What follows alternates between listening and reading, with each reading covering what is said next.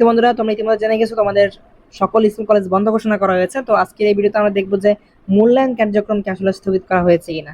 তো এটা দেখার জন্য আমরা জাস্ট খবরটা একটু দেখে নিই। এখানে বলা হয়েছে যে সারা দেশে মাধ্যমিক, উচ্চ মাধ্যমিক পর্যায়ের সব শিক্ষা প্রতিষ্ঠান এবং পলিটেকনিক ইনস্টিটিউটের শ্রেণী কার্যক্রম অনির্দিষ্টকালের জন্য বন্ধ ঘোষণা করা হয়েছে।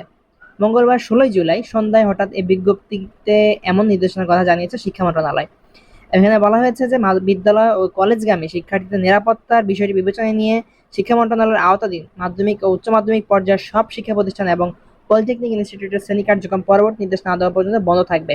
এবং এক্ষেত্রে যমুনা টিভি একটি নিউজ করেছে, আমরা একটু দেখিয়েছিলাম যে এক্ষেত্রে যেহেতু বন্ধ থাকবে শিক্ষা প্রতিষ্ঠান, তোমাদেরকে বলে যেহেতু শিক্ষা প্রতিষ্ঠান বন্ধ থাকবে তাহলে তোমাদের যেটি করণীয়, তোমাদের মূল্যায়ন কার্যক্রমটি স্থগিত হয়ে যাবে। কারণ আমরা যেটি দেখেছি যে মাধ্যমিক এবং উচ্চ মাধ্যমিক পর্যায়ে তো শিক্ষা প্রতিষ্ঠান সব বন্ধ করে দেওয়া হয়েছে। এবং এক্ষেত্রে আরেকটা জিনিস লক্ষণীয় যে এইচএসসি পর্যায়ে যে পরীক্ষা চলছে, এইচএসসি সমমানের যে পরীক্ষা সেটাও স্থগিত করে দেওয়া হয়েছে। তো তোমাদের মূল্যায়নের যে কার্যক্রম সেটাও স্থগিত করে দেওয়া হবে।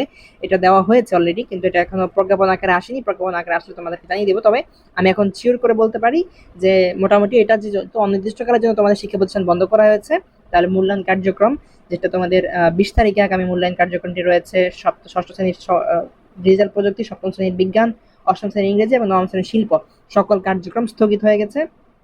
পরবর্তী নতুন রুটিনের মাধ্যমে আবার তোমাদের পরীক্ষা নেওয়া হবে। তো এই রুটিনটি হয়তো বা আর কার্যকর থাকবে না।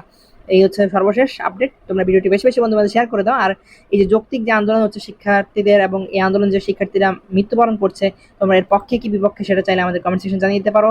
এবং এখানে দেখো স্পষ্ট করে বলা আছে যে শিক্ষার্থীদেরকে কি পরিমাণে এই কোটার আন্দোলনের জন্য শিক্ষার্থীদেরকে মেরে ফেলা হচ্ছে। তোমরা দেখো 6 জন অলরেডি মৃত্যুবরণ করেছেন। এবং এর সাথে ছাত্রলীগ এবং পুলিশ, এই দুই পক্ষ এবং আরেক পক্ষ হচ্ছে কোটা আন্দোলন, ত্রিমুখী সংঘর্ষের কারণে এই সমস্যাগুলো হচ্ছে।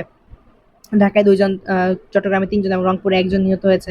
তো এই জিনিসগুলো আসলে আমাদেরকে শিক্ষা প্রতিষ্ঠান বন্ধ করতে সরকারকে বাধ্য করেছে। সরকার তোমাদের নিরাপত্তার কথা চিন্তা করে শিক্ষা প্রতিষ্ঠান বন্ধ করেছে এবং মূল্যায়ন কার্যক্রম, এইচএসসি পরীক্ষা সবকিছুই স্থগিত করে দিয়েছে।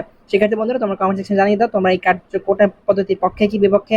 তোমরা কি চাও কিনা তোমরা যখন সরকারি চাকরি করবে, তোমরা যে সরকারি উচ্চ পর্যায়ে যাবে, তোমাদের কি কোটার মধ্যে থাকতে চাও কিনা, বা তোমরা কি পরিমাণ কোটা চাও সেটা চাইলে কমেন্ট সেকশনে লিখতে পারো এবং যুক্তিযুক্ত কমেন্ট তোমরা লিখবে ইনশাল্লাহ।